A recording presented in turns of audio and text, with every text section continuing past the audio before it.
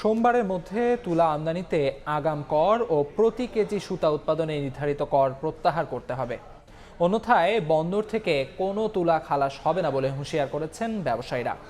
সকালে বিটিএমে আয়োজিত এক সংবাদ সম্মেলনে এসব দাবি জানান তারা।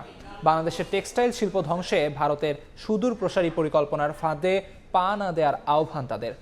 দেশের সুতা শিল্প বন্ধ হলে 1 বছরের মধ্যে গার্মেন্টস শিল্পে তালা ঝুলবে বলেও মন্তব্য করেন ব্যবসায়ীরা।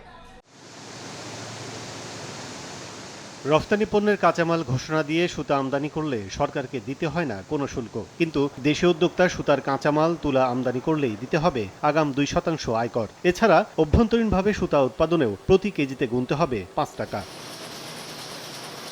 সরকারের রাজস্ব বিভাগের টেক্সটাইল খাত নিয়ে এমন শিল্প বিরোধী করনীতির কারণে এ খাতের শাটডাউনের বিকল্প কোনো পথ নেই বলে মনে করেন ব্যবসায়ীরা। শনিবার রাজধানীর এক অভিজাত ক্লাবে আয়োজিত সংবাদ সম্মেলনে সংকটাপন্ন স্পিনিং খাতের বিশদ অবস্থা তুলে ধরেন তারা। বলেন, সোমবারের মধ্যে তুলা আমদানিতে 2% আগাম আয়কর প্রত্যাহার করতে হবে সরকারকে, তা না হলে বন্দরে তুলার পাহাড় জমবে।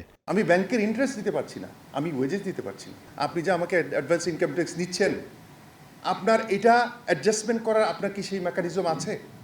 বিগত 50 বছরে আপনারা যে অ্যাডভান্স ইনকাম ট্যাক্স নিয়েছেন সেটি কি আমাদের সাথে কখনো সমন্বয় করেছেন? সোমবারের মধ্যে এইটা প্রত্যাহার করেন, না হলে দেখবেন যে চিটাগং পোর্টে তুলা স্তূপ হয়ে যাবে, এই তুলা রিলিজ করতে পারবেন না।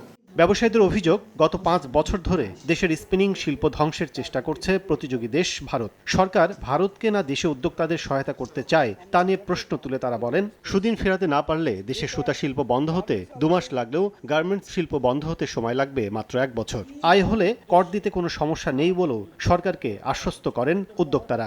ক্যাপিটাল সাবসিডি, ইন্টারেস্ট সাবসিডি শেষ, এখন বেতন দিচ্ছে বিহারে ওয়ার্কারদের ডাইরেক্ট, যাতে ওইখানে গার্মেন্টস ইন্ডাস্ট্রি ফ্লারিশ করে। এই দেশে যদি সুতা এবং কাপড়ের কলকারখানা বন্ধ হয়, এদেশে গার্মেন্ট শিল্প বন্ধ হবে, আমি বলে দিলাম 1 বছর সময় লাগবে। সব জায়গা থেকে ব্যবসা করা উচিত না, এটা সরকারের মডেলও হওয়া উচিত না। যেমন আপনি কি স্বাস্থ্য থেকে, শিক্ষা থেকে ব্যবসা করবেন? আমরা সরকারের শত্রু না, আমরা মিত্র। আমারও যদি 2টা পয়সা লাভ হয় আমি সরকারকে দিতে আমার অসুবিধাটা কোথায়?